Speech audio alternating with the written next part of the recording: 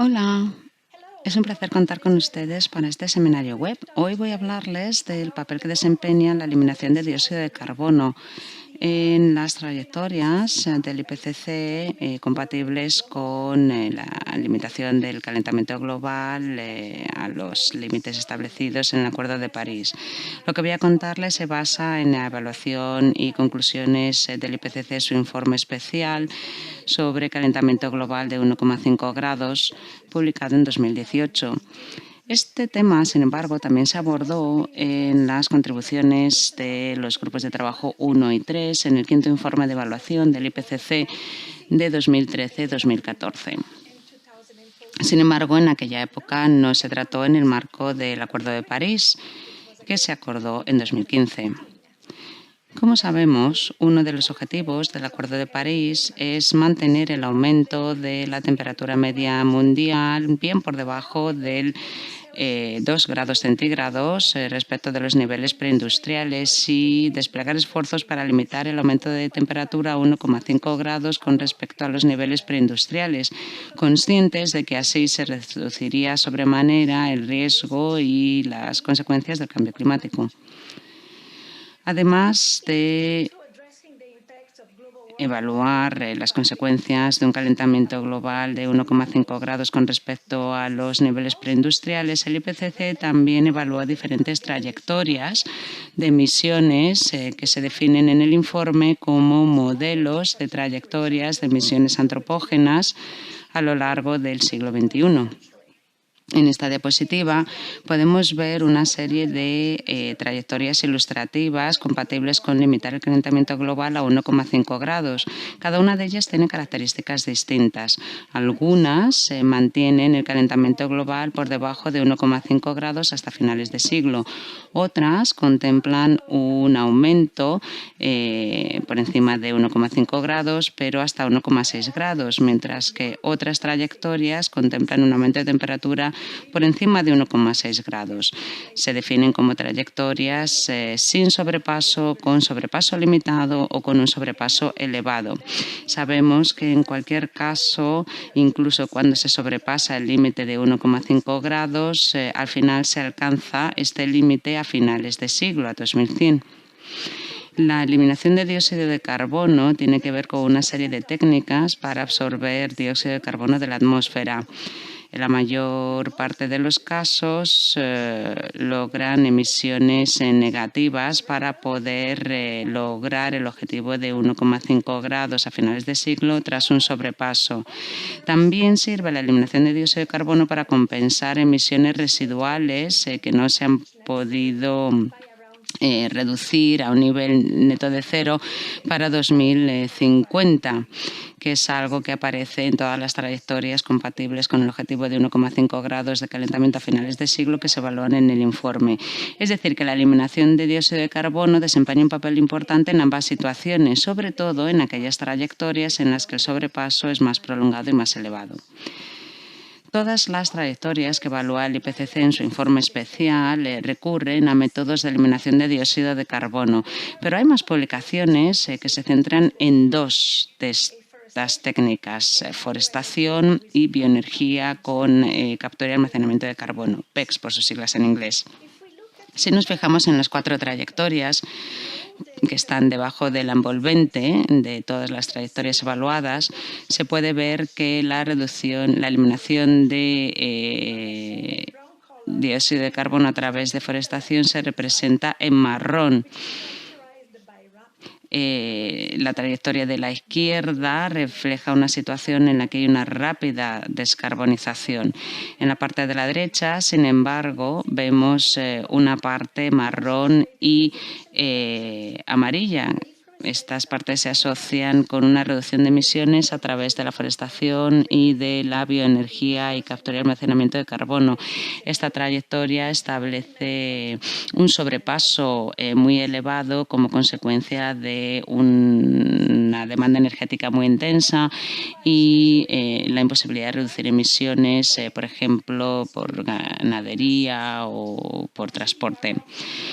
Hay diferentes alternativas para eliminar dióxido de carbono, cada una de las cuales plantea retos distintos de cara a contribuir a los objetivos que he mencionado, compensar las emisiones residuales por un lado y lograr emisiones negativas para reducir el sobrepaso, sobre todo en aquellas trayectorias que contemplan un sobrepaso mayor. Como he mencionado antes, todas las trayectorias que evalúa el IPCC recurren a la eliminación de dióxido de carbono, pero no todas las trayectorias recurren a la bioenergía con captura y almacenamiento de carbono. Para lograr el objetivo de 1,5 grados se recurre a la eliminación de dióxido de carbono incluso en las trayectorias sin sobrepaso, con un sobrepaso limitado. Entre todas las opciones evaluadas se manejan distintas cifras en cuanto a la reducción de emisiones. Por ejemplo, para la bioenergía con captura y eliminación de carbono se calcula que el potencial de mitigación hasta 2050 se cifra entre 1.000 y 85.000 toneladas de dióxido de carbono. Otros expertos, sin embargo, reducen este potencial a 500 o 5.000 toneladas al año, con lo que el potencial de mitigación de la bioenergía con captura y almacenamiento de carbono podría no ser suficiente para lograr esos objetivos de limitar el calentamiento global a 1,5 grados. También existen preocupaciones con respecto a su sostenibilidad. Por ejemplo, hay problemas que podrían surgir en el uso de la tierra en competencia con el cultivo de alimentos, aunque por otro lado cabe pensar que una agricultura más productiva podría lograr la misma cantidad de producto en una zona menor. Pero una aplicación eficaz de bioenergía y captura y almacenamiento de carbono depende también de otros factores, como por ejemplo la disponibilidad de políticas coordinadas y de gestión que reduzcan al mínimo las contrapartidas y efectos colaterales negativos. También pues políticas que establezcan la emisión directa e indirecta de los cambios en el ordenamiento de la tierra. También hay preocupaciones relacionadas con la disponibilidad de lugares para un almacenamiento seguro. La bioenergía se asocia a la captura y almacenamiento de carbono y el almacenamiento plantea sus propias dificultades a la hora de aplicar esta tecnología. Otro ejemplo de grandes diferencias en cuanto al potencial de mitigación que ofrecen, según los estudios disponibles, tiene que ver con la forestación. Algunos expertos establecen que se pueden reducir entre 1.000 y 7.000 toneladas de dióxido de carbono al año, mientras que otros estudios establecen este potencial entre 500 y 3.600, entre 0,5 y 3,6 gigatoneladas de dióxido de carbono al año. Sabemos además que el biogénico no es permanente, o por lo menos no es tan permanente como lo que se almacena geológicamente. Sabemos también que los sumideros forestales se saturan. Sabemos además que el potencial se distribuye de forma muy heterogénea y que hay diferentes estructuras y capacidades a la hora de gestionar y dar seguimiento a estos bosques. Por tanto, se necesitan más estudios para saber cuál es el potencial de estas medidas en las trayectorias compatibles con lograr el objetivo de 1,5 grados a finales de siglo. Otra opción de eliminación de dióxido de carbono es la captura de carbono directamente del aire y su posterior almacenamiento, que recurre a procesos químicos para capturar el dióxido de carbono directamente del aire y después lo almacena en depósitos geológicos. Esta técnica plantea pues dificultades en cuanto a su disponibilidad y también a la seguridad de almacenamientos geológicos. Además, los costos se evalúan de forma muy distinta en los estudios de investigación, entre 20 y 1.000 toneladas de $1.000 por tonelada de dióxido de carbono en algunas publicaciones, mientras que en otras se contempla un costo de unos $200 por tonelada de CO2.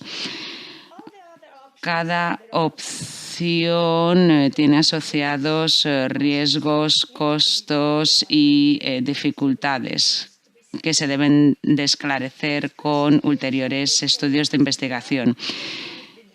En el informe especial del IPCC se apunta a grandes incertidumbres que penden todavía sobre la aplicación y la eficacia de estas tecnologías de eliminación de dióxido de carbono. Se necesitan sistemas muy ambiciosos para lograr una transición más respetuosa con el medio ambiente en todos los sectores a fin de facilitar que se logre el objetivo de limitar el calentamiento global a 1,5 grados. Se reconoce, no obstante, que a no ser que la eliminación de dióxido de carbono plantee opciones asequibles, respetuosas con el medio ambiente y aceptables socialmente, será muy difícil lograr ese objetivo de 1,5 grados de cambio global a finales de siglo, sobre todo en situaciones en las que el sobrepaso sea elevado. Confío en que esta charla haya dejado más claras cuáles son las conclusiones del IPCC en su informe especial y también en el 5º informe de evaluación.